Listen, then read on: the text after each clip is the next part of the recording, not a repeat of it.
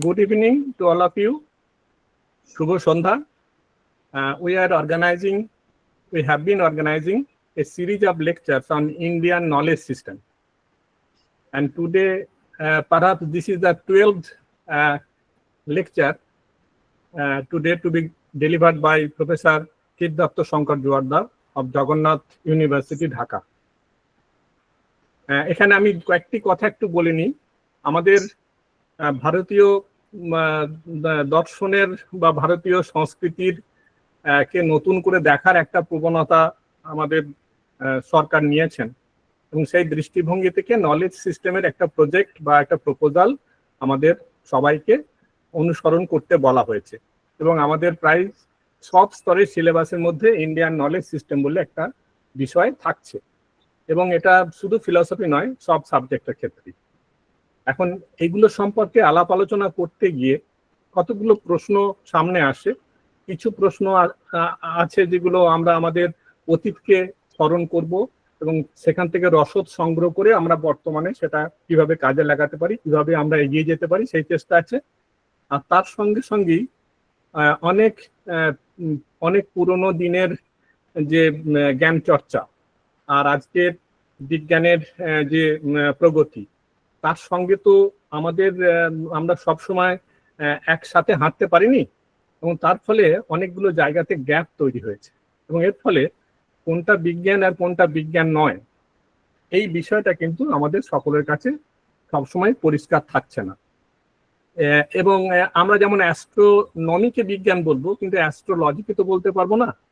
কিন্তু এইগুলো আমাদের প্রাচীন ভারতীয় সংস্কৃতির মধ্যে এমনভাবে এগুলো একে অপরের সঙ্গে মিক্সড হয়ে আছে, এগুলোকে কোনটা আমি বিজ্ঞান বলবো, কোনটা বিজ্ঞান বলবো না, কোনটাকে আমরা কিভাবে গ্রহণ করব সেই জায়গাতে কিন্তু সমস্যাগুলো থেকে যায়। আমি সেজন্যই সিদ্ধার্থ বাবুকে অনুরোধ করেছিলাম যে আপনি তো ফিলসফি অফ সায়েন্স নিয়ে চর্চা করেছেন, আপনারা করেন, তা এই বিষয়ে যদি আপনি একটু বলেন আমরা তাহলে বুঝতে পারবো যে কোন অংশটাকে বিজ্ঞান বলবো বা কোনটাকে অপবিজ্ঞান বা অবিজ্ঞান, এইসব কথাগুলো আমরা তো ব্যবহার করি সেগুলো, আর কোনগুলো মূল্যায়ন সূচক যেসব শাস্ত্রগুলো আছে তাদের যে নলেজ কগনিটিভ স্ট্যাটাসটা আমরা কিভাবে বিচার করব। এই দৃষ্টিভঙ্গিতে, এই ভাবনা থেকে আমি স্যারকে বলেছিলাম এই বিষয়ে একটা আলোচনা করার জন্য এবং আমরা খুব খুশি উনি রাজি হয়েছেন এবং যে টপিকটা উনি বলেছেন সেটা হচ্ছে প্যারামিটারস অফ সায়েন্টিসিটি, অর্থাৎ বিজ্ঞানের যে পরিমাপক, বিজ্ঞানের যে মানদণ্ড, যেসব মানদণ্ড অনুসরণ করে আমরা বিজ্ঞান, অপবিজ্ঞান, তারপরে ছদ্ম বিজ্ঞান, তার মধ্যে পার্থক্য করব, সেই জায়গাটা নিয়ে স্যার আজকে আলোচনা করবেন। এখানে আমি একটু এই আলোচনায় আমাদের সঙ্গে থাকবেন প্রফেসর মোহাম্মদ নুরুজ্জামান স্যার, ঢাকা বিশ্ববিদ্যালয়ের প্রথিতযশা অধ্যাপক এবং এই একই বিষয়ে তিনি অধ্যয়ন ও অধ্যাপনার সঙ্গে যুক্ত আছেন। আমি এখানে একটু সিদ্ধার্থ বাবুর সঙ্গে একটু পরিচয় করিয়ে দিতে চাই। অনেকেই আছেন, সিদ্ধার্থ বাবু মাঝে মধ্যে জয়েন করেন, আবার অনেক সময় অনেকেই নতুন জয়েন করেন আমাদের, তারা হয়তো জানেন না, আমি একটু বলে নিই। Professor Siddharth Shankar Joardar writes in English and Bengali around academic research and philosophical issues. His interest in scholarly writings, especially philosophical subjects, is strong. He is also a contributor to the English Daily and writes on a variety of issues.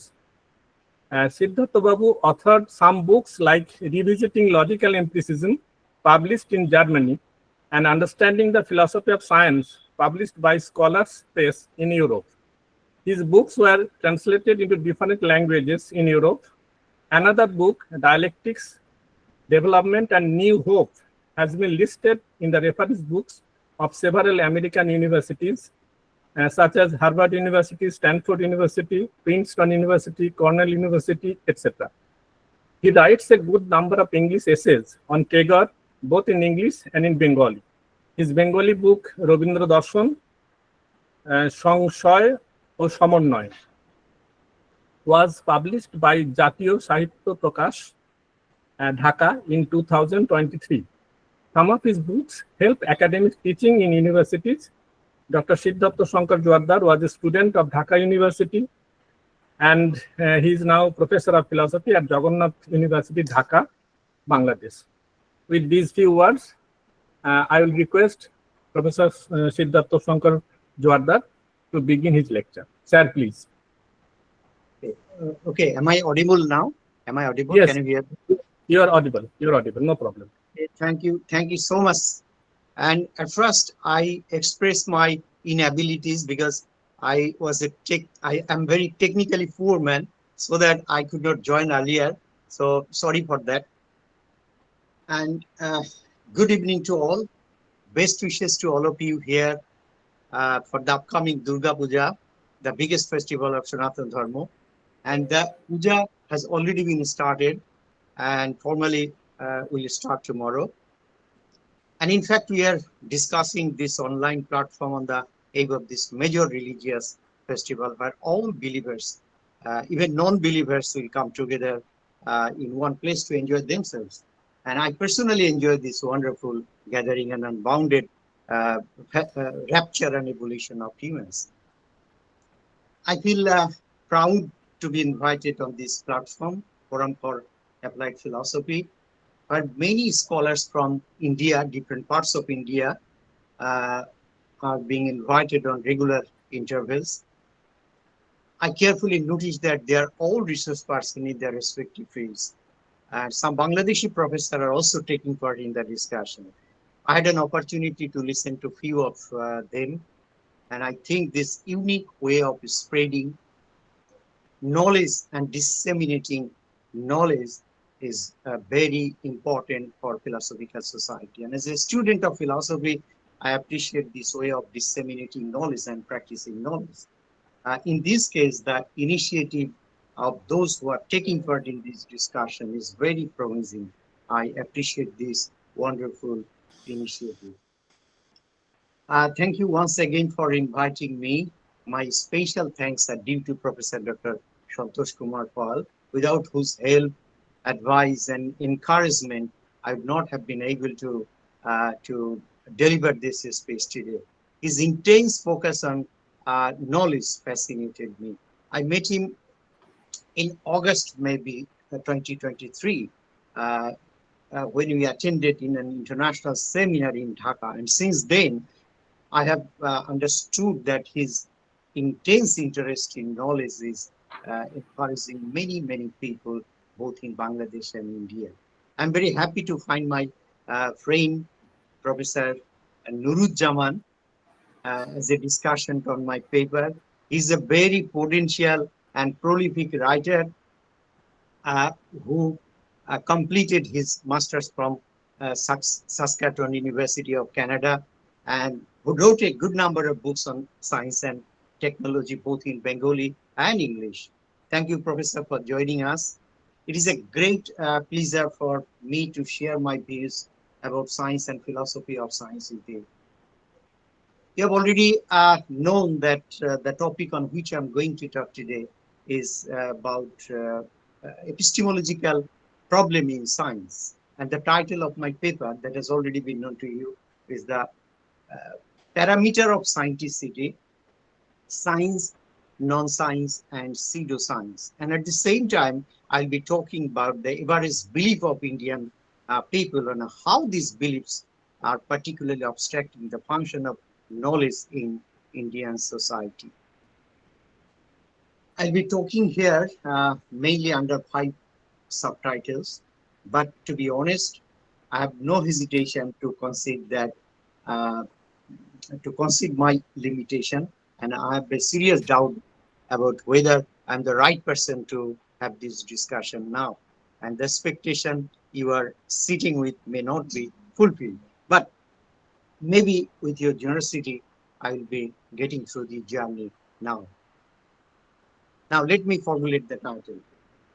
I'll be speaking at first about non-science and non-science or ne-science, and then science and pseudoscience and philosophy of science. And very lastly, I will put some words on the necessity to be science-minded, science-minded.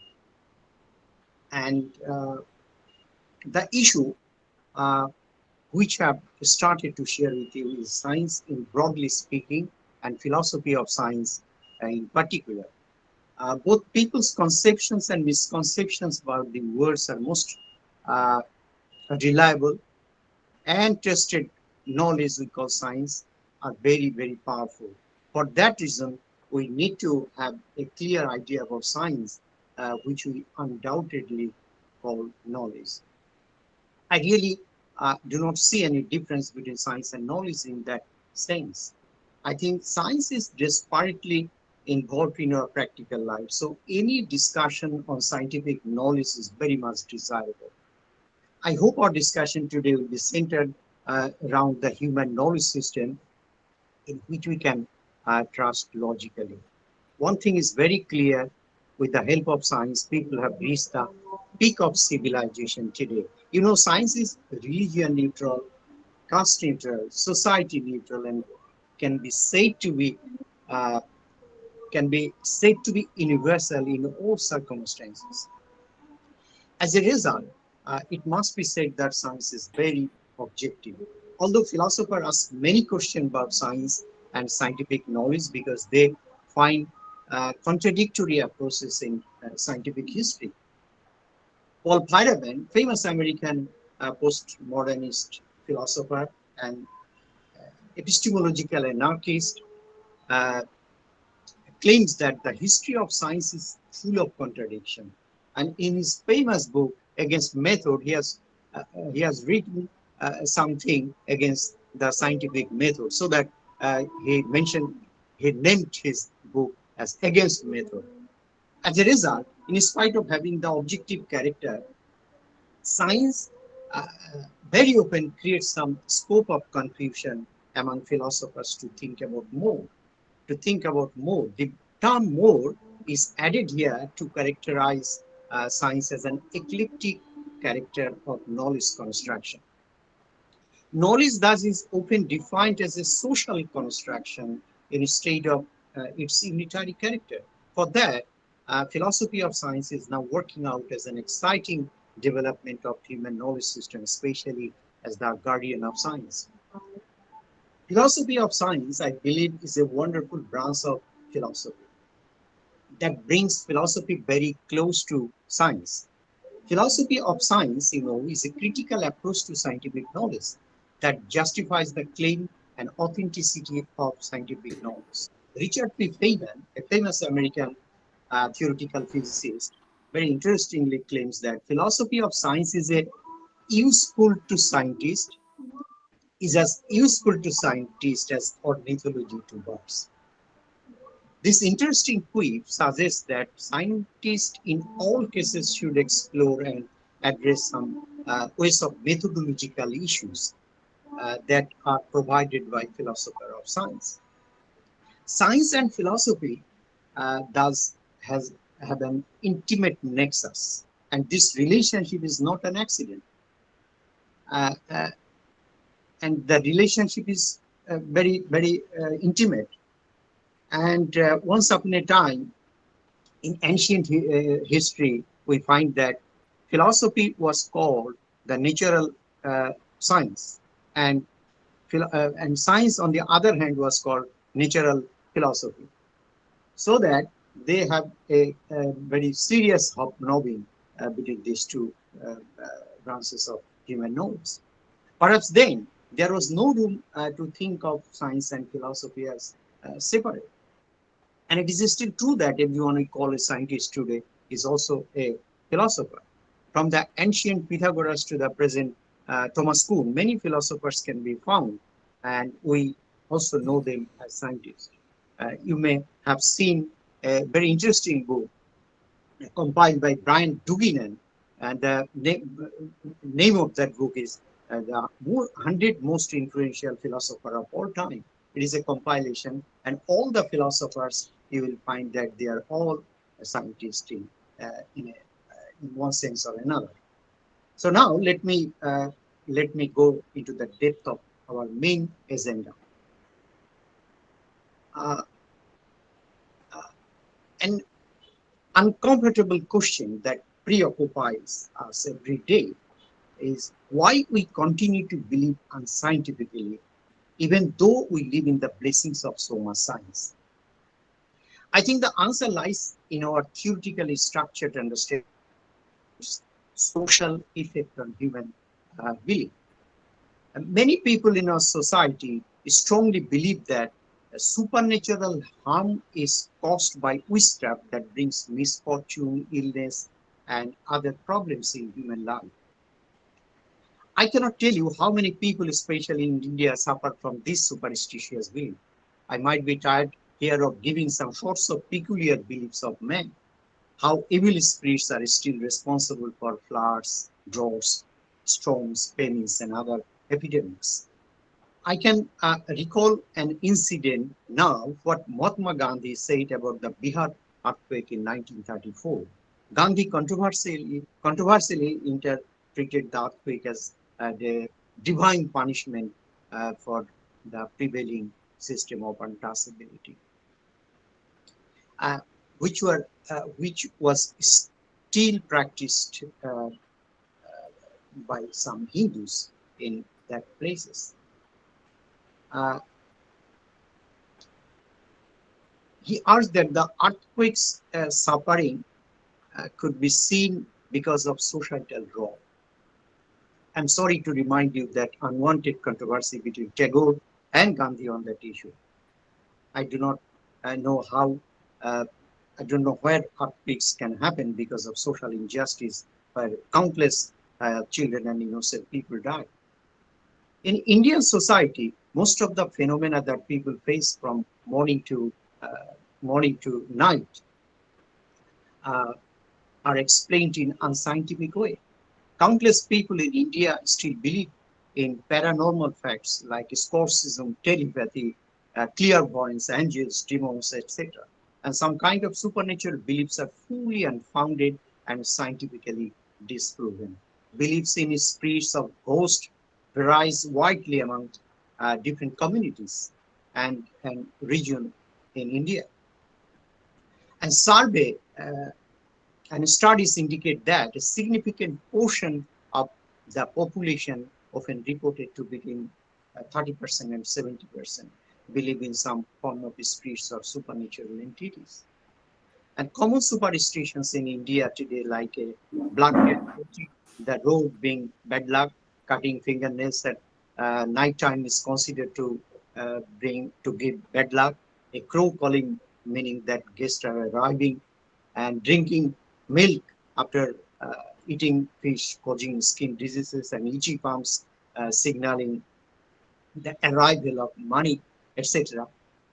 And people are believed to have auspicious or favorable days on which they will continue a high probability of success in any task they do. As such days with a certain time are calculated based on the individual's birth star, moon, and planetary phases according to Hindu astrology. Starting a business or businesses in the signaling new deals or starting new ventures is mostly conducted on auspicious days of a person involved in the business. And Hindu marriages are also done in a matching auspicious time and date of the bride and groom according to the Hindu astrology and horoscope of the bride and groom. Fortune tellers play a significant role. Fortune tellers play a significant role in human life in India. And some people, mostly in villages, have the belief that witchcraft and black magic are effective. This prompts some to seek advice from witch doctors for health, financial, or marital problems. And unfortunately, other, especially women, are accused of witchcraft, attacked, and occasionally killed. Between 2001, I can give statistics now. Between 2001 and 2006, an estimated 300 people were killed in the state Assam. In October 2003, 3 women were branded as witches and humiliated, and afterwards they all committed suicide in Muzaffarpur district in Bihar. The list will be exceedingly long, so I should put here for a moment and turn our views to different issues. Many Indian scholars claim that Indian metaphysics is a subclass of mysticism. Idealism, in a broad sense, is a branding name of Indian classical mysticism. We come to this place in the 21st century and can still see the vast number of people in India believing in unscientific beliefs, going to the temples for their treatment. People spend their days in a magical atmosphere, and spiritually it has an inseparable link with it. I'm sure some of you have a different opinions on this. However, it claims that transcendental knowledge or knowledge of supersensuous belief is genuine. They have some arguments about mystical knowledge. Sri Ramakrishna believed that the highest spiritual knowledge is the direct experience of God's oneness. Where one sees him in the heart and realizes that God and his power are inseparable like a jewel and its luster. I'm not going to be involved in a debate now. Of course, the discussion on metaphysics and supernatural entity are a wonderful discussion in theology, both in East and West. But I believe that such discussion is not very fruitful in science. According to Indian scripture, a knowledge system, knowledge means transcendental knowledge or knowledge of supersensuous entity. The Upanishad teaches that there are two kinds of knowledge, Para Vidya or higher knowledge, and Apara Vidya is lower knowledge.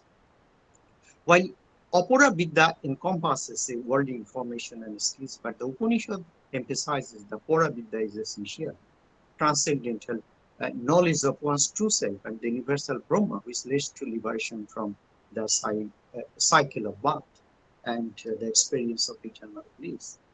This is also called the science of true knowledge. I now want to mention a very interesting verse of Upanishad, Sandogya Upanishad. And during the time of the explanation, the cosmological discussion, Sandogya Upanishad says, Tadjato Rajatam Sriyang Prithivi Jat Suvarnang Sha Durjo Jarayute Parvata Jodulo Boto Shomegho Niharo Dhamanayasta Naddo Jat Bayantyo Mudakang Samudra. The Lord Brahma was thinking, was contemplating, and he laid an egg that is to be called a cosmic egg. And after a year, the egg was divided into two parts. The upper parts is made of gold, so the heavenly bodies are created from these upper parts, and the lower parts is comparatively it is not better than the upper parts, so that the worldly matters are created from the lower parts of the egg. And this is the way how the world, how the universe was created. And as a student of philosophy, I strongly believe that it is really very difficult to believe someone, to make believe someone these verses of Upanishad. Now, this is why a question arises from the philosophical point of view. What should be the parameter of judging science? What is knowledge by definition, and how does it differ from the non-knowledge? Niels Bohr, a noted Danish Nobel laureate, theoretical physicist, is famous for an anecdote. Despite being a devoted man of science, he kept a horseshoe above the door, explaining that he did not believe it worked. But when he was asked why did he do that, he replied that someone say that it does bring luck even to those who do not believe in it. The story illustrates a playful acceptance of superstition, potentially linking to the philosophical concept of complementarity, which suggests that different ways of viewing reality can be mutually exclusive, yet still hold value. But I personally believe that this way of viewing science and superstition are incompatible. I can mention a another interesting story of famous chemist of Germany, August Kickl. August Kickl once was thinking about the structure of benzene. Then he was seriously thinking, but he found no clue And then in a very drowsy mood, he thought that a snake was biting his own leg. So that he shouted because he found the real structure of benzene, and he shouted and told that let us try to drink gentlemen, and then perhaps you will get the truth. So that is a very interesting story. But what actually science do? That is very important. Now, I cannot resist the temptation to give a consummate definition of science given by Russell. He says, science is an attempt to discover by means of observation and reasoning, and based upon it, first particular facts about the world and then lost connecting facts with one another and making it possible to predict future occurrences. In his book, Religion and Science, he wrote. I think three important aspects are strongly suggested in this definition. Number one, to discover. Number two, to discover particular facts, and lastly, the prediction of future occurrences. I strongly believe that no branch of human knowledge makes or can make such a claim. I can assure you that without having a clear demarcated idea between science and non-science, we cannot proceed to make out the whole gamut of understanding. For detail, let me start with the most usual perplexing idea about science, that science means a bunch of equations which are rather unintelligible to the plain mind. Moreover, science itself is a technical form of knowledge that only intelligible mind can understand it. Physics, for example, deals with so serious mathematical equations without which man cannot apprehend its different forms of nature. Einstein's theory of relativity, for example, is difficult for the student because it presents concepts like relative space and time that contradict our everyday limitations. And it is based on our experience in a low speed environment where time and space appear to be absolute. I'm sure that very few people in the world can understand this technicality. For obvious reason, it is usually conceived that science is not for an average student, but for the highly meritorious one. In school life, we remember bright students are usually permitted for science group according to their talent and merit. As a result, science seems to be an abstruse way of functioning to understand the nature, the secrecy of nature. But to be honest, such words are not universally true, because everything we explain events around us on the basis of logic and logical prediction is science. Logical prediction is another name for scientific induction. Science is a highly particular method of nature that pursues the application of knowledge and understanding of natural and social world following a systematic methodology based on evidence. I repeat, science follows systematic method based on evidence. Science never compromises with human unauthentic belief or non-verified knowledge.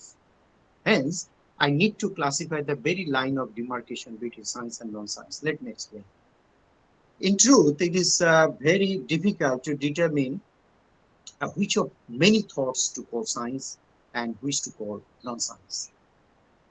Demarcating science from non-science is a difficult question indeed, because there is a very small area of research where two opposite areas are overlapping, like the color of rainbow, in which one start and another is one just ends and another stops. But it is undoubtedly acknowledged that science is not non-science. So it must be different characteristics of each part. Sometimes in the history of philosophy of science, these two issues are seriously debated by a number of philosophers. Non-science is philosophically called pseudoscience, which lacks falsifiability. Karl Popper claims But by falsifiability, it means that the very characteristics of refuting scientific theories.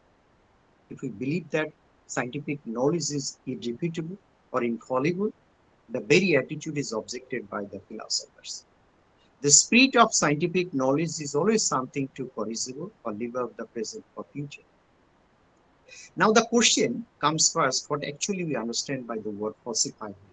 Falsifiability is a core principle in the philosophy of science, introduced by Karl Popper, stating that a scientific hypothesis or theory is only valid if it can be potentially proven false through empirical evidences, observation, and experimentation.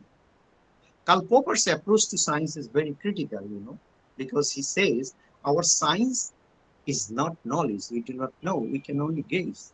It follows a very unpleasant question. Gazing something is science? I believe that Popperian style of defining science is offensive, but the nature of scientific approach claimed by him is praiseworthy. The history of science is supported by Popper's claim. Look, not a single sentence of scripture of any religion has changed in thousands of years, but scientific knowledge has been revised hundreds of times in hundreds of years. Knowledge by no means is static or incorrigible, and it is always on the change, but that does not follow that scientific knowledge is unreliable. With the course of time and with the advent of new problems in society, knowledge changes and constantly on the way to change. This is science. In history, no one directly says that science is final because the scientific method is inherently a process of refinement and revision, not a definitive, static, and informed. However, some proponents of scientism, the belief that science is the ultimate source of truth, might imply or hold that the view that scientific findings represent the most complete and accurate understanding of reality, even if it is not strictly final. Albert Einstein and Carl Sagan defended the ever-evolving nature of science, even stating the refinement of real thinking, and Sagan observing its nature roots in childhood curiosity. Now I will talk something about the pseudoscience. Pseudoscience that it is a system that tries to explain physical phenomena, but cannot be proved by the scientific method. Despite the fact that they are unproven, pseudoscience remain popular, especially astrology, parapsychology, and graphology. Their validity has been debated by scientists and pseudosciences practitioners for many years, while pseudoscience proponents claim that the number of unexplained phenomena on record is proof the legitimacy of their beliefs. The opponents maintain that something cannot be a science if its fundamental laws are unknown and its existence remain unproven. Graphology, parapsychology, numerology, phrenology, palmistry, astrology are very popular extension of pseudoscience. I will not. এই terminology গুলো একটু বাংলাটা একটু বলবেন তো, এই terminology গুলো বাংলাটা একটু বলবেন। হ্যাঁ হ্যাঁ। অ্যাস্ট্রোলজি আমরা তো জানি, অ্যাস্ট্রোলজি হচ্ছে যখন আমরা এটা study of heavenly bodies and their influence on human life and earth, and এবং সেগুলো হচ্ছে এই যে আমরা হরোস্কোপ দেখে সবকিছু করি, হ্যাঁ, সেগুলো হচ্ছে অ্যাস্ট্রোলজি ফাংশনের ভেতরে পড়ে। বাংলাটা সঠিক, I can remember now the exact Bangla of the phrase.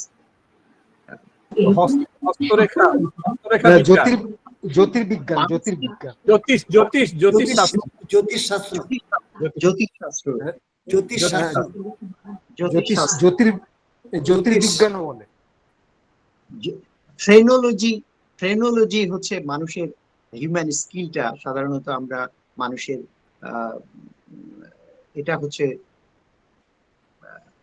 ফ্রেনোলজির বাংলাটা আসলে কি হবে, এটা মানুষ যখন ওই যে মানুষের স্কাল দেখে, মানুষের মস্তিষ্ক কি বলে মাথার গঠন দেখে বা ইত্যাদি দেখে যখন আমরা তার বুদ্ধিমত্তাকে নির্ধারণ করি, এইসব বিদ্যা হচ্ছে মূলত ফ্রেনোলজি। এবং গ্রাফোলজিটা হচ্ছে হ্যান্ড রাইটিং দেখে, আমরা যখন মানুষের হাতের লেখা দেখে আমরা বুঝতে পারি তার ব্যক্তিত্ব ইত্যাদি ইত্যাদি এগুলো। যাই হোক, I actually strongly believe that pseudoscience should never be accredited as science because of its method. Remember that any scientific way of thinking is important.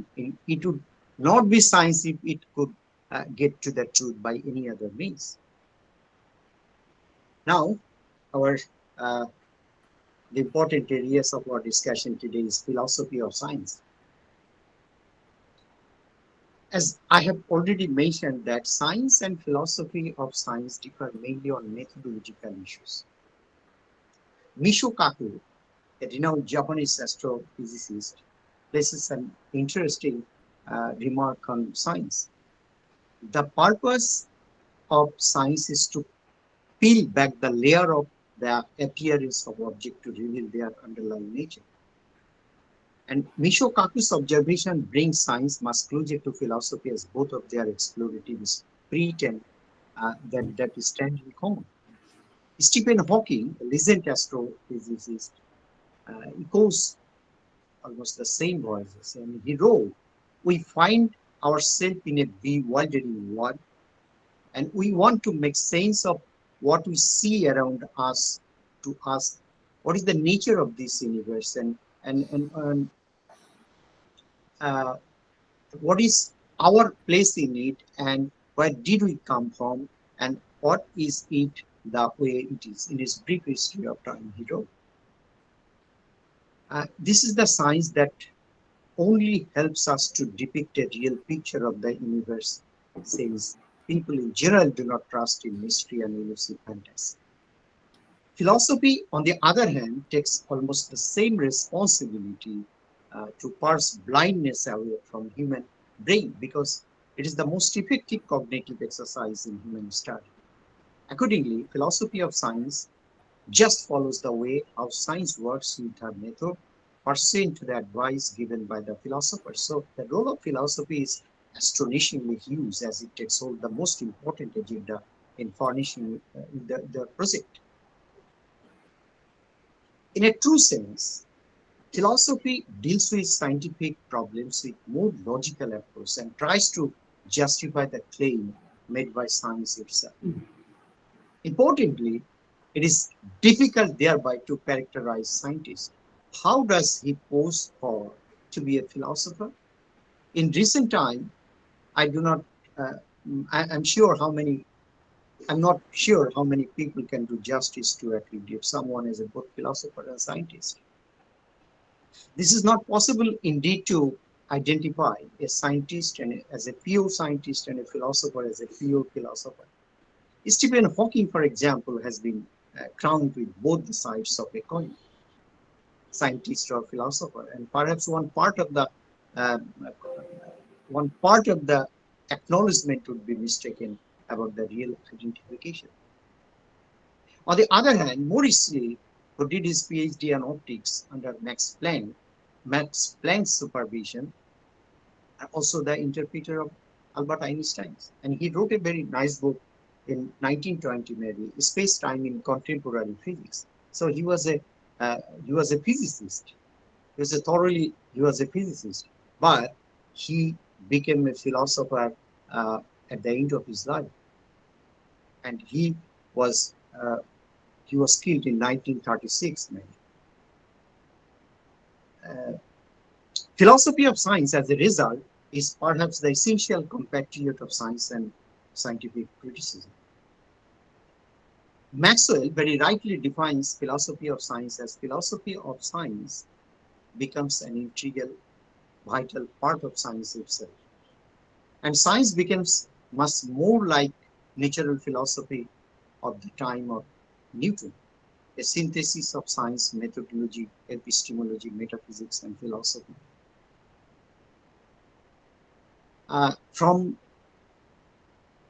every angle, the world is mysterious and grandeur, and all attempts to comprehend its secrecy demands extreme intellectual integrity from both of their parts, scientist and philosopher.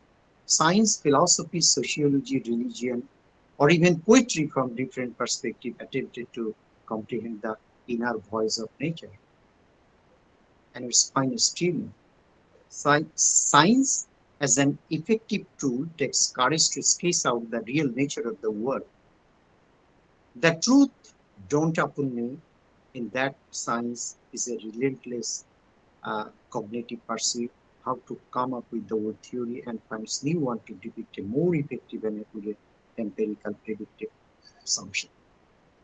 Christopher Hitchcock was a philosophy, and he wrote many books on philosophy of science. And he gave a very right definition of philosophy of science. In his very important book, In the Contemporary Debates in Philosophy of Science, he wrote, it is the application of philosophical methods to philosophical problems as they rise in the context of the sciences. Philosophy of science deals with substantial problem of scientific hypothesis and its methodological intervention. Accordingly, the special branch of philosophy formally starts with the method of Francis Bacon, a gifted genius of England in the 16th century. Soon after, John Stuart Mill, another Briton, he took the charges of shaping the method but more precisely than his colleague, than his previous colleague, that finally provokes the method of induction.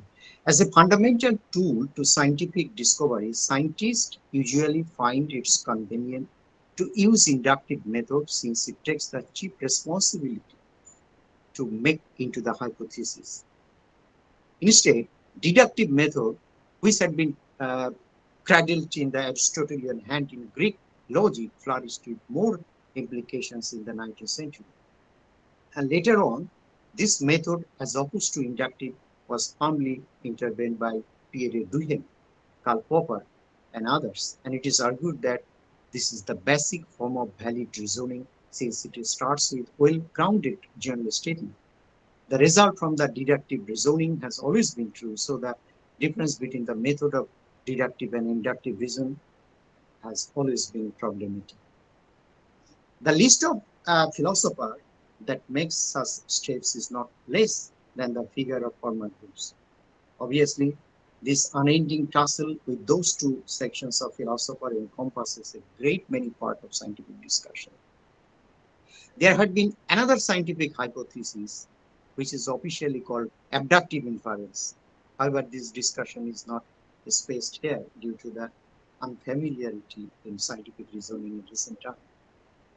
I have no doubt that fundamentally philosophy does not differ from science, despite the fact that science is more instrumental than theoretical study. The fundamental question of philosophy, which runs through the edges of question of science too, what is the basic nature of this universe?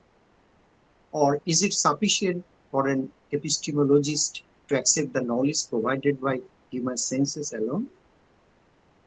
What should be the major line of demarcation between science and metaphysics? Should we be skeptical about the scientific progress? And again, is man free for the decision he usually takes over all alone? Besides, some core issues in science like space and time, theory of relativity, etc., have been discussed here with a view to the contemporary perspective. Now, I should not prolong the discussion because you may be bored.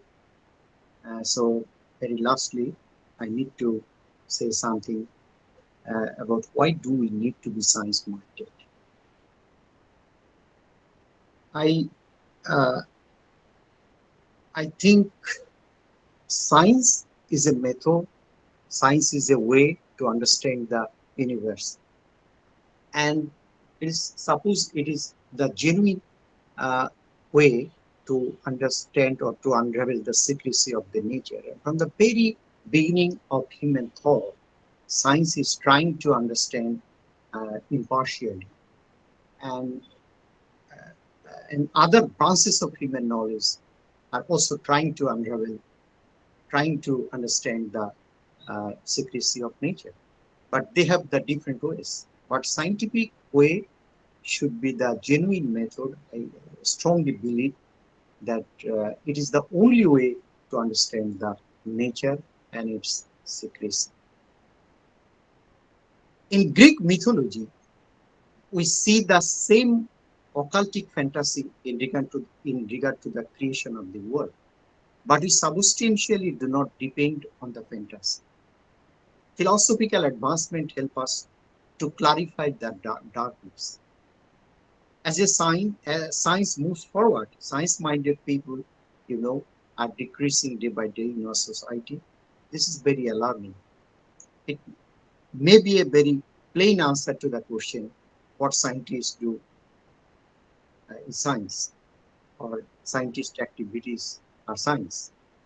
But this type of answer creates confusion because scientists are not always scientists.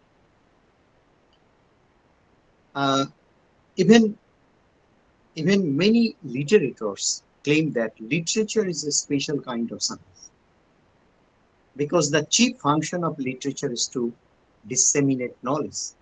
Knowledge of this special kind comes from human personal experience, they claim.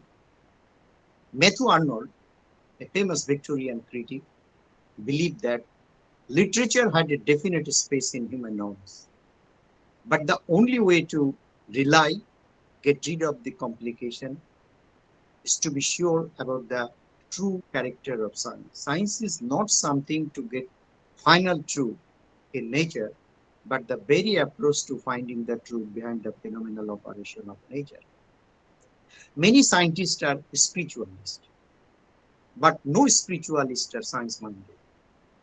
It seems to be a paradox, but truly, he is what we call a science-minded man who proceeds to the empirical investigation of natural world on the basis of causality.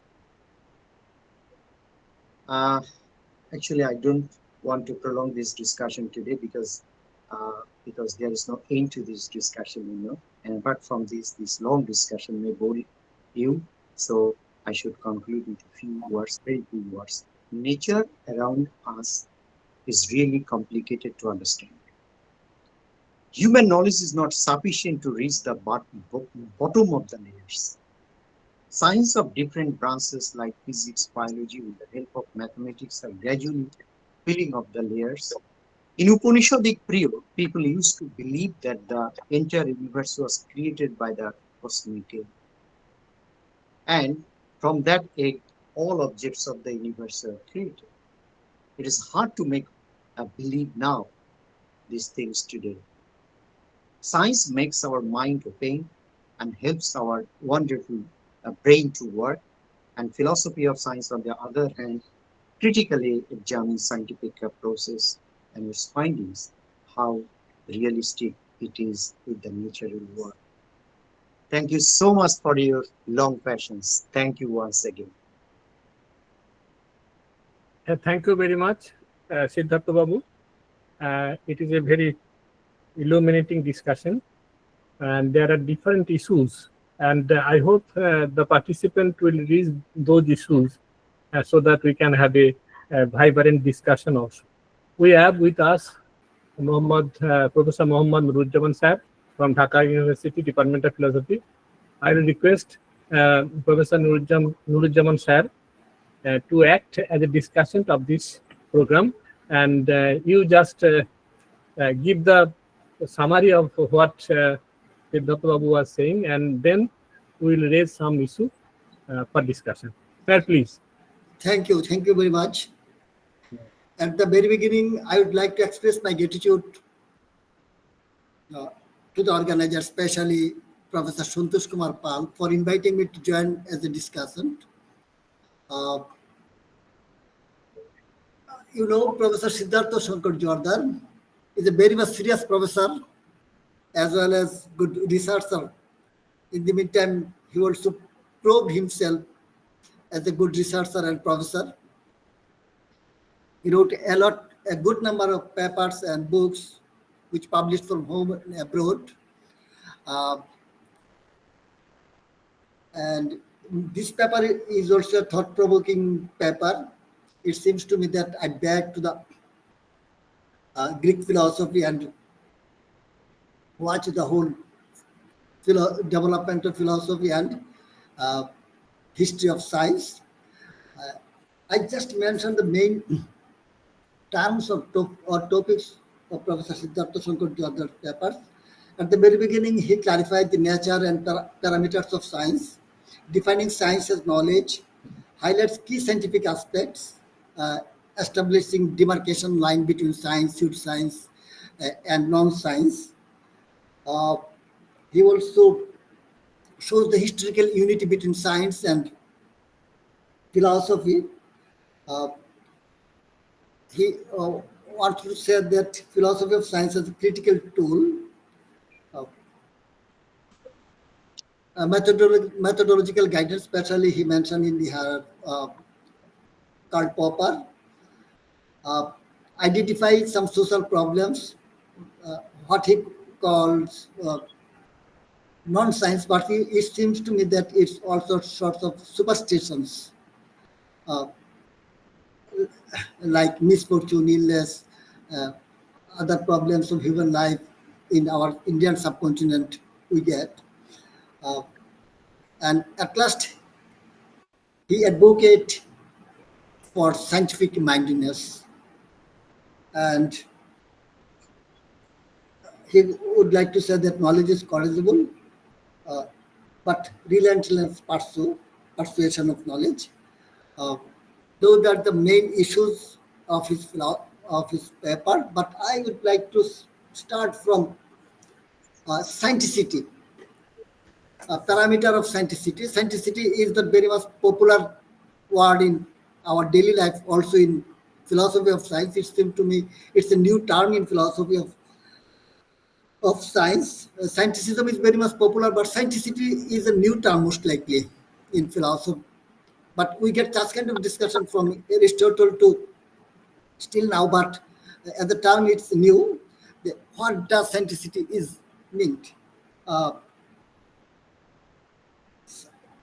Scienticity, simply we can say that it's a quality, scientific validity, or it's a measure which describes when a scientific is genuine or significant.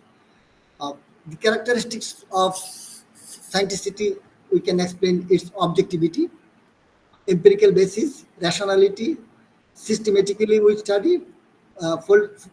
We can say in that context, verify the tools for scienticity is verifiability principle, falsification principle, its predictive power, reproducibility, progressiveness. Those are the characteristics of the scienticity.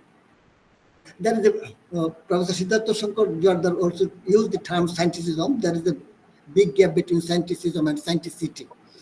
Well, Professor Siddharth Shankar Joardar in his paper mentioned that philosophy, okay, at the very beginning he told that we find that science was called natural philosophy and philosophy was called natural science. Most likely it's a very much candid comment. All philosophy is not a natural science, it seems to me. There is a debate in that context. Another thing he talked about non-science is philosophical called pseudoscience. All non-science is not pseudoscience. Pseudoscience and non-science is different. Is that it? Pseudoscience, like acupuncture is a pseudoscience. It's not non-science. Homeopathy is pseudoscience. It's not non-science. It seems to me. Can you follow me? Hello? Yes, we are following you. No problem. Okay, Yes. okay, thank you. Another thing is knowledge and science, scientific knowledge is similar. I'm not think so. Science, knowledge, all knowledge is not scientific knowledge. Or just to think about, there are some epistemological branches like virtue epistemology, social epistemology, and knowledge regarding technology. When we get tacit knowledge, not propositional knowledge. Scientific knowledge is basically propositional knowledge. It's not tacit knowledge. Anyway, I just talk about the scienticity, the characteristics of scienticity or the criteria of the scienticity. And now I would like to talk about the historical background of the scienticity. Okay, just use recall Socratic questions regarding science, so regarding knowledge. And then we get Aristotle. Aristotle also distinguished between systematic knowledge and opinion. Aristotle, to make this difference between opinion and epistemic knowledge, he talked about demonstration, causality, method, like deductive method. Those are the tools to get knowledge that is called scientific knowledge. Then we get Galileo, Bacon, Francis Bacon, Descartes, Newton, John Stuart Mill. They also try to make demarcation between science and non-science. And we see the scienticity in that context. They also distinguish empirical science and speculative metaphysics. Scienticity at that time, scienticity was also involved in mathematical formalization, reproducibility, and empirical adequacy. In 19th century, which is the field of Dr. Siddharth Shankar Joardar, positivism. There are two types of logical positivism and positivism. You know, August Comte, he is a pioneer in the context of positivism. He also talk about the verification, and interestingly, now we say that scientific knowledge gets supremacy, but according to August Comte, sociology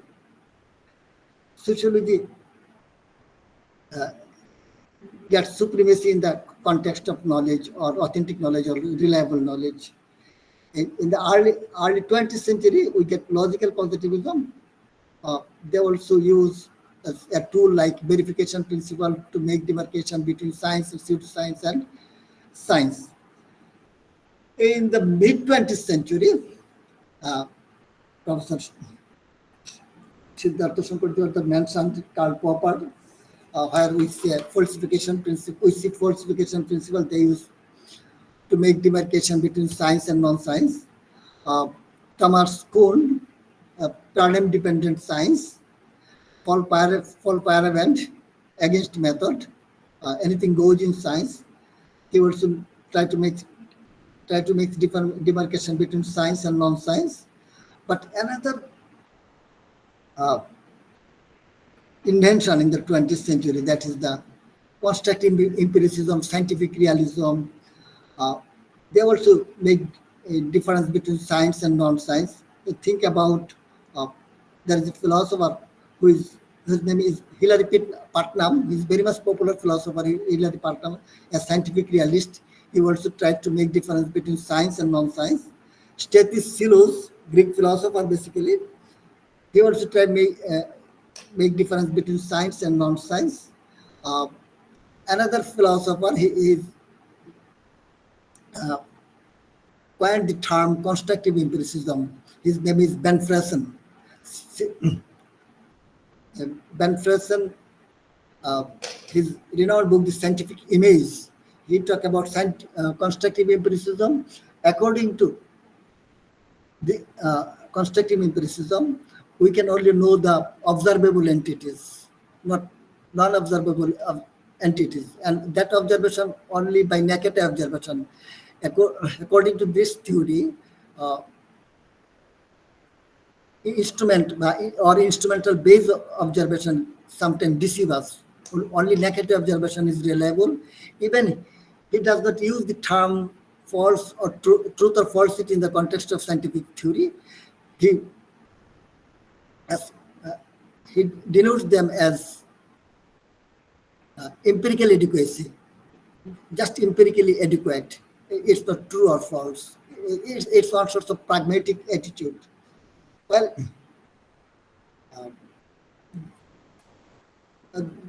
those are the basic development of science and debate between science and non-science and pseudoscience. Professor Siddharth Shankar Joardar mentioned there that only inductive knowledge by no means is static or incorrigible. But what about the mathematical knowledge? Mathematical knowledge is corrigible? I'm not sure what his explanation in that context. He also used data at the first page. Survey and studies indicate that a significant portion of the population, often reported to be between 30 to 70%, believe in some form of spirit and supernatural entities. It needs reference, please.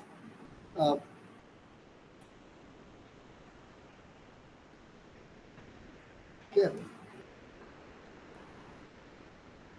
Those are my observations. If you do have any question, then I can respond. Thank you, everybody.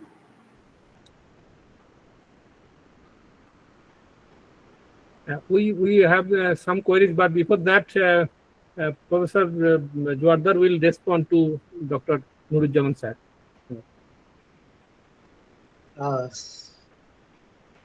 Thank you, Professor. Thank you for your careful observation of my paper today. It is really amazing to hear some words from you, and you have critically observed my paper. It is I should say that it is not actually a very serious research paper. I did not mention a long quotation, long citation from any book in my paper. Actually, it is a popular discussion. You can say that it is a very popular discussion for all, but not for the serious student of philosophy actually, because of all people of all belief. So I did not mention the exact reference in my paper, and I have found some information from internet, because you mentioned that the survey 30% to 70%.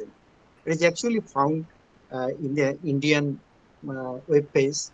I found some other sources, so that I should say that it is not a very serious research paper, because from the very beginning to the end, you have noticed that I have just given very popular examples in my paper. So, however, I think that it would have been better to put some serious notes of my sources. I'm really happy that all the participants, possibly 14 to 15 participants, are joining here, and from different disciplines. I hope they have clearly understood the message that I wanted to give today. Yes. So that's all. And we have some queries also. If you do have some from the audience, then audience বলতে আমি একটু সঞ্জয়কে বলবো, doctor Sanjay Kumar, doctor Sanjay Kumar. Yes, sir. Yes, sir. Yes, your observation, please. Everything was fine. I think this is somewhere suited in this situation of I case that we planned this lecture. One Yes, thing yes. that I want response from, sir, your lecture was very much clarifying, very much analytic in nature. One thing that somewhere confuses me or bothers me, that when we talked about science in IK system, then it generally indicates two rivers of knowledge of I'm sorry. science. Please repeat. I'm sorry. Yeah. When I we could not. talk about science under this Yeah. IKs, Indian knowledge yeah, system. Indian. Okay. Okay. Indian knowledge system.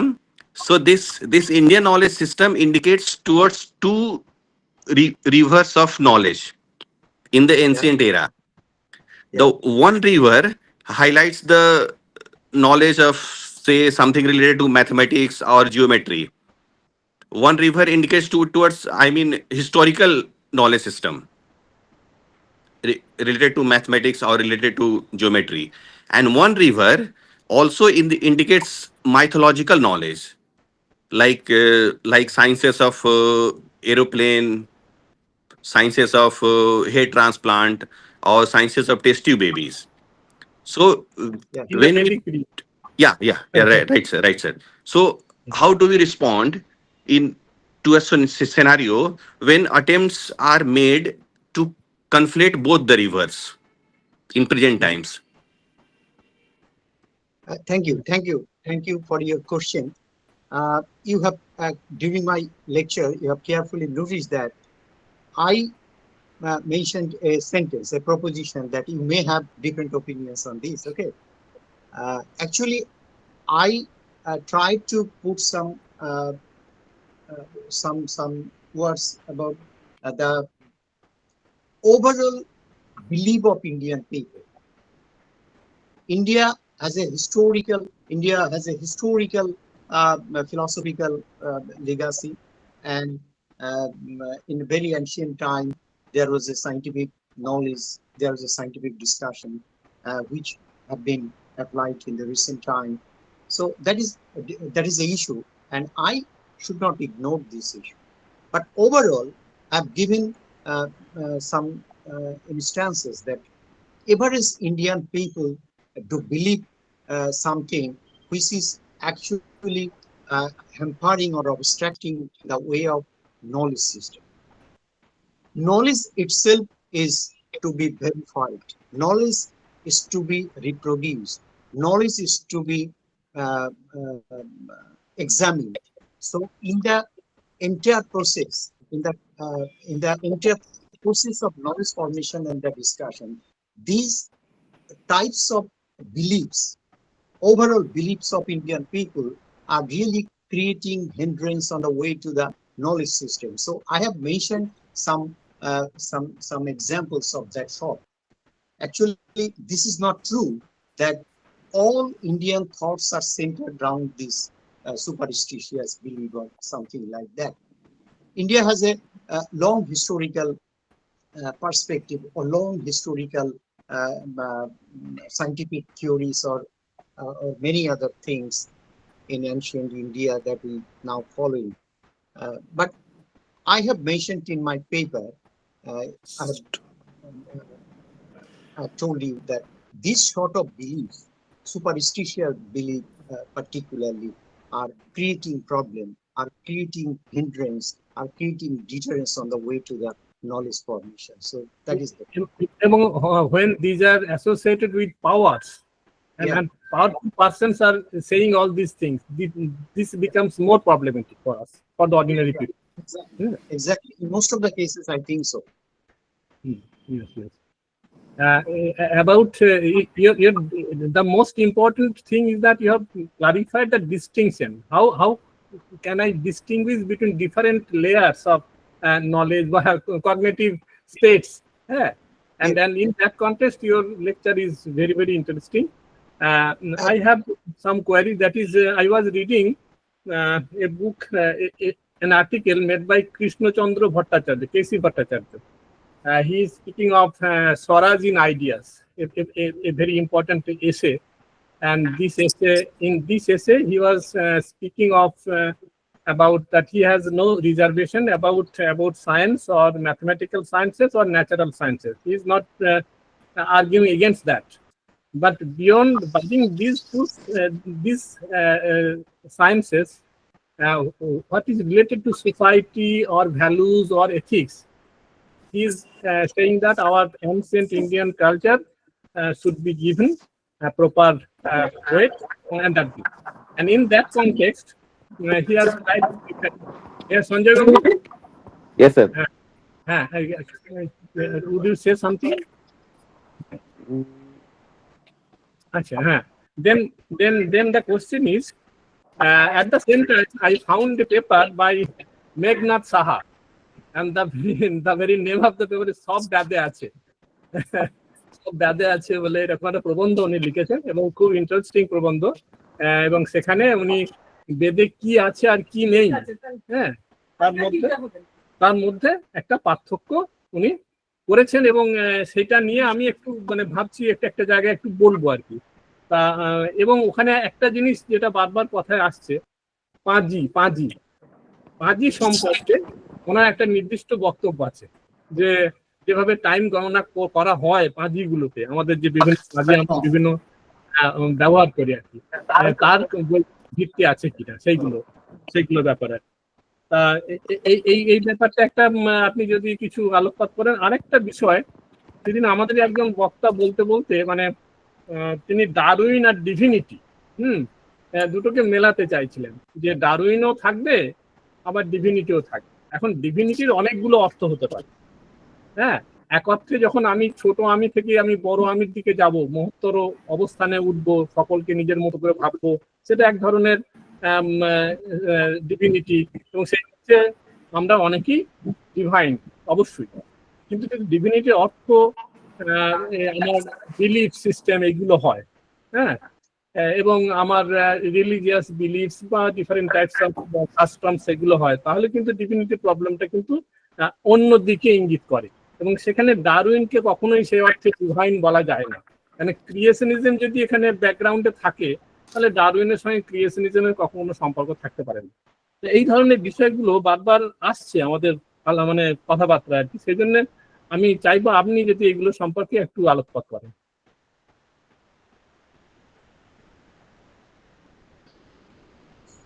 হ্যাঁ, শোনা গেছে সিদ্ধার্থ বাবু? সিদ্ধার্থ, হ্যাঁ,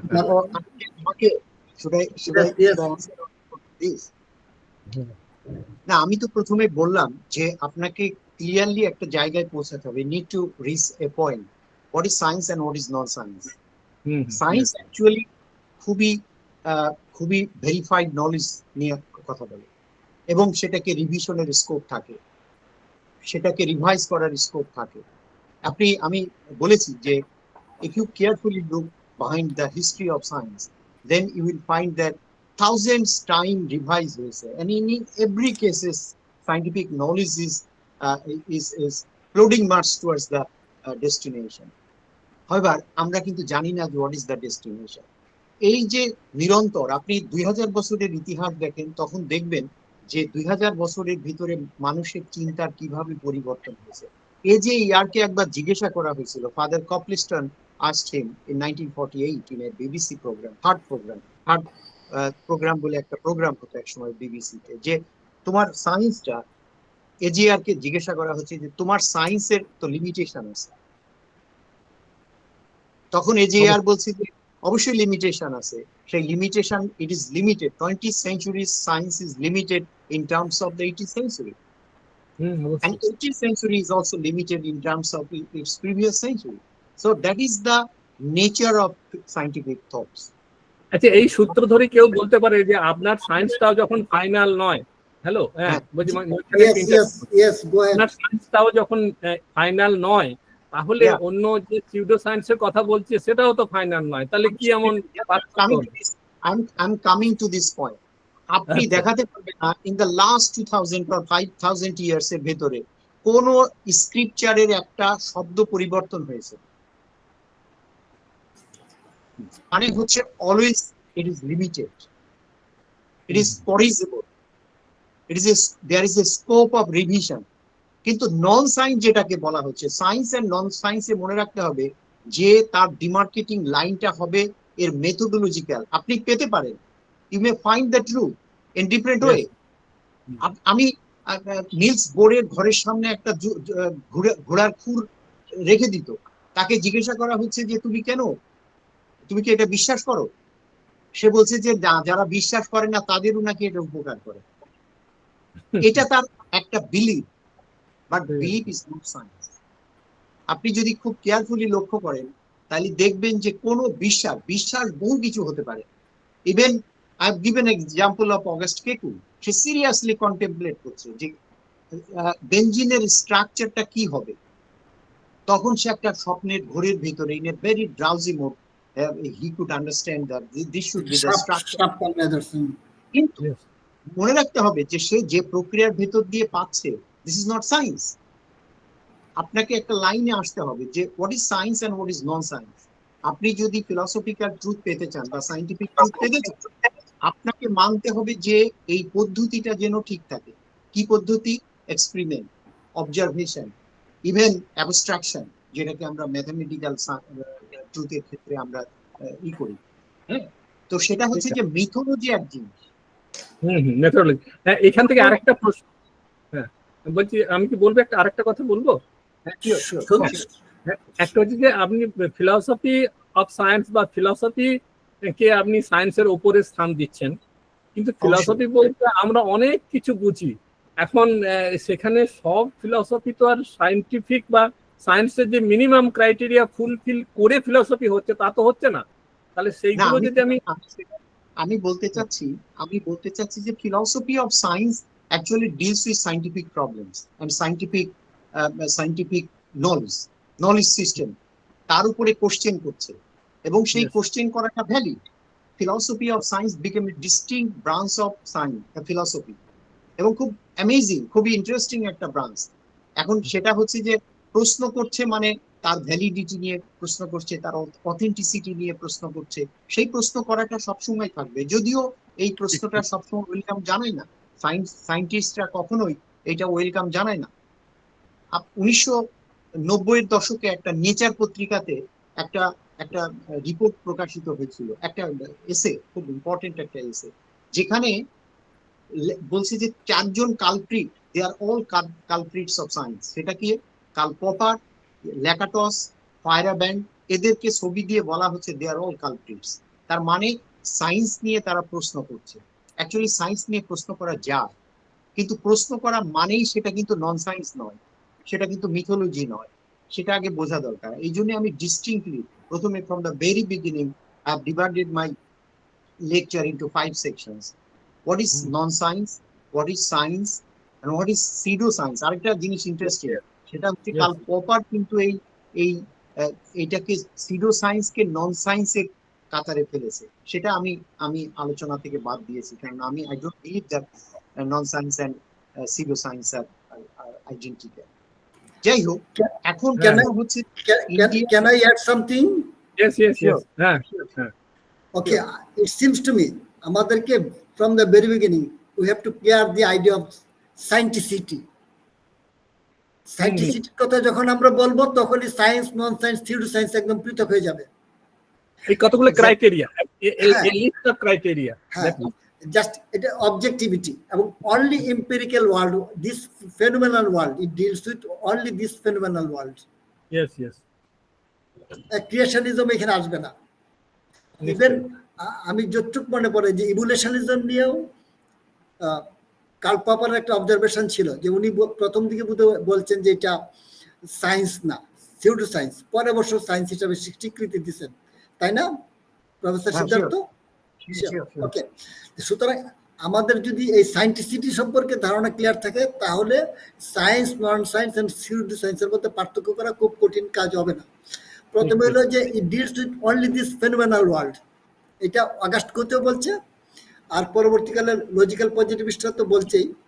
আবার এটা কি এখানে আপনার logical coherence থাকতে হবে, আর্গুমেন্টেটিভ হইতে হবে, রেশনালিটি থাকতে হবে। এটা বেসিস হলে থাকতে হবে, প্রেডিক্টেবিলিটি থাকতে হবে, অনেকগুলো বৈশিষ্ট্য আছে সায়েন্সের। এটার প্রেডিক্টিভ পাওয়ার থাকে অনেক সময়। এই প্রেডিক্টিভ পাওয়ার যদি ট্রু প্রমাণিত হয় তাহলে এটার অথেন্টিসিটি বাড়ে। রিপ্রোডাক্টিবিলিটি ভেরি মাচ ইম্পর্টেন্ট। রিপ্রোডাক্টিবিলিটি একটা বিষয়, শুধু কোনো একটা পার্টিকুলার গবেষক অথবা ল্যাব থেকে যদি একটা গবেষণা রেজাল্ট পাবলিশড হয়, রেজাল্ট আসে, তাহলে সেটা গ্রহণ করা হবে না। ওইটা অন্য একটা ল্যাবে ওইটা টেস্ট করতে হবে। যদি ওই রকম রেজাল্ট আসে তাহলে সেটাকে গ্রহণ করবে। রিপিটেবিলিটি বলে, হ্যাঁ, yes, reproducibility is important in the context of science. Yes, yes. আরেকটা হলো প্রগ্রেসিভনেস। প্রফেসর সিদ্ধার্থ শঙ্কর জোয়ারদার যেটাকে বলছেন যে করেজিবল, সংশোধনযোগ্য, বিশেষ করে এম্পিরিক্যাল নলেজের ক্ষেত্রে সংশোধনযোগ্য।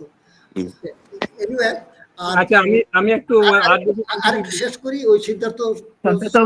হ্যাঁ, আমি একটু জিজ্ঞাসা করতে পারি? নিশ্চয়ই, বলুন। হ্যালো, হ্যালো, বলুন, অবশ্যই বলুন। হ্যাঁ, হ্যাঁ। Thank you very much. Thank you very much in the outset, in the organizer of this webinar, Professor Santosh Kumar Pal, organized a very significant talk, Indian knowledge systems. And in this platform, there are so many scholars are coming and sharing their knowledge. Thank you very much. And today's speaker, Professor Siddharth Shankar Joardar, congratulations for your topic and your elaborations and your data regarding science and philosophy and science and various branches of non-science. Okay. In this connection, in the very beginning, you pointed out that science and philosophy and natural science. Okay. In this connection, I came to know that from your talk that you are very much admire about the scientific interpretations. In this connection, if we demarcate between the knowledge system of philosophy and the knowledge system of science. So philosophy is a systematic study of fundamental questions about existence, knowledge, value, reason, mind, and language. It's more conceptual and analytical than empirical. So in this connection, we also add philosophy is not natural science. So why we say philosophy is not a natural science? Because philosophy should clarify thoughts. Okay. So philosophy clarify thoughts. So what is the necessary to assimilate philosophy with science? So philosophy should clarify thought by analyzing the logical structure of language, knowledge, and etc. One thing is that Quine, if we recollect Quine's naturalization of epistemology, then Quine has given an answer. Siddharth, please. Yeah. Thank you, ma'am. Quine saying that philosophy is not a science of science like Karnaf. Karnaf says that philosophy is a science of science. But Quine says that philosophy and science both are moving in a same boat. Okay. So it will be better to rectify philosophical method adopting science. So it is Quine's notions. So I am against the notion. I am just submitting Wittgenstein's notion. Philosophy is not a natural science because philosophy is a battle against the abusement of our intelligence by means of language or etc. So philosophy is not a theory but an activity. That is why it's not adopting. Thank you, ma'am, for your question, for a nice question, for a debatable question. And I am not sure whether I'll be able to answer of this question. But you know, in my lecture, I have mentioned that once upon a time when philosophy starts in Western world in 6th century, then philosophy and science were not demarcated. Philosophy actually was something that was for science, natural science. And I have mentioned this word, natural science or natural philosophy. It is a story of the ancient time. But philosophy is neither science nor theology, we understand. And it is a very famous definition of Bertrand Russell that it is a no man's land between theology and science. Philosophy is neither science nor religion or theology. So it is a distinct branch of human knowledge system or knowledge. Okay, so philosophy actually deals with something that was the problem of science also. Once philosophy actually deals with some question that is called fundamental questions. Philosophy deals with that question that is not solved question. Unsolving questions are all philosophical questions. That is the nature of philosophical thought. But science actually deals with the same question, but the answer is something different. Something different means how this big world came into being. And is there anyone behind of this phenomena? It is true a philosophy. It is true. This question are truly philosophical question, but science does not deal with all these questions like that. And I can just assure you that philosophy is not science, but philosophy has the every right to raise question of all these things, of all these questions raised by science also. Yes. Philosophy of science and science were differentiated in the 16th century. And Francis Bacon, I have mentioned the name of Francis Bacon. Francis Bacon is called the prophet of philosophy of science. That means he has introduced a different methodology in scientific exploration, in scientific discussion. And in the 20th century, we find a group of philosophers who are called the science-oriented philosophers. They are logical empiricists. And Karnoff and Wittgenstein was not a positivist in that very sense. So they are trying to philosophy, making the difference between science from philosophy from metaphysics. Metaphysical discussion says that it should not be the discussion of philosophy, because philosophy should stand on the firm basis like science. So they have a long nexus or long hobnobbing with scientific knowledge. And modestly, I've mentioned, and some others like Karnoff, Hans Reichenberg, Otto Neurath, and some others, they were called positivists, and they tried to redress the gap between science and philosophy. And actually science, the relation between science and philosophy is maybe another issue for discussion. It will go on. Yes.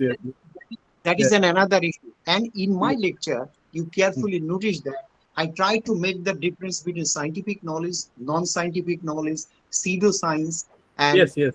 And that was the primary focus of your lecture, and we are expecting that type of thing so that we can make a judgment about so many things in the system. Yes. The scientifically minded people are decreasing in our society, which is very much needed in the present time. So that is the focus of my lecture today. Okay. আর কারো কিছু জিজ্ঞাসা আছে? আমাদের তো সময় হয়ে যাচ্ছে, এবারে শেষ করতে হবে। আর কেউ কিছু বলবেন? হ্যালো, আচ্ছা তাহলে আমরা নুরুজ্জামান স্যার কিছু বলবেন? না। আচ্ছা, if any question that I can say. আচ্ছা, ঠিক আছে। আমরা actually this will be uploaded in our website, YouTube, and then there maybe you may raise some other questions, and Professor Siddharth Joardar will answer to that question if needed. Okay, তাহলে আমরা আজকে এখানে শেষ করছি আমাদের forum for applied philosophy, এবং আমাদের সঙ্গে সবসময় থাকেন বিদ্যাসাগর বিশ্ববিদ্যালয় alumni association, philosophy alumni association, তারাও সঙ্গে থাকেন সবসময়। আজকে তপন একটু মানে কি বলবো, ঠাকুর ঠাকুর সব নিয়ে জাজমেন্ট করতে বেরিয়েছে মেদিনীপুরে, সেই জন্য জয়েন করতে পারিনি। ঠিক আছে, আমরা আমাদের আরো কতগুলো প্রোগ্রাম, পুজোর আগে এই প্রোগ্রামটা হলো, তারপরে পুজোর পরেও আমাদের কয়েকটা প্রোগ্রাম, কয়েকজনের সঙ্গে অলরেডি কথা বলা আছে, তার ডেট দেবে, আমরা প্রোগ্রাম করবো। আমরা চাই যে আলোচনাটা চলতে থাকুক, আলোচনাটা চলছে, আমরা আলোচনা বন্ধ করে দিলে কিন্তু সমস্যার বেশি। হ্যাঁ, যে অনেক কিছু আছে, আমাদের জীবন চলে সবসময় বৈজ্ঞানিক নলেজ দিয়ে চলে না, কিন্তু তার মানে এই নয় যে সবকিছুকে আমি এক লেভেলে বিচার করবো, এটা হচ্ছে মূল বিষয় আর কি। সেই দিক থেকে আমাদের and very lastly, I will say Professor Pal, thank you so much for inviting me. That is an exciting moment we have had so far. ভবিষ্যতে আবার বলবো, অনেক কিছু বিষয় নিয়ে বলবো। স্যার এরকম চলতে থাকলে ভালো লাগবে স্যার চর্চাটা। Thank you so much. তাহলে আমরা ফোরাম ফর অ্যাপ্লাইড ফিলসফি থেকে সকলকে শুভরাত্রি জানিয়ে আমরা শেষ করছি। ধন্যবাদ। Thank you very much. হ্যাঁ, নুরুজ্জামান সাহেবকেও ধন্যবাদ। হ্যাঁ।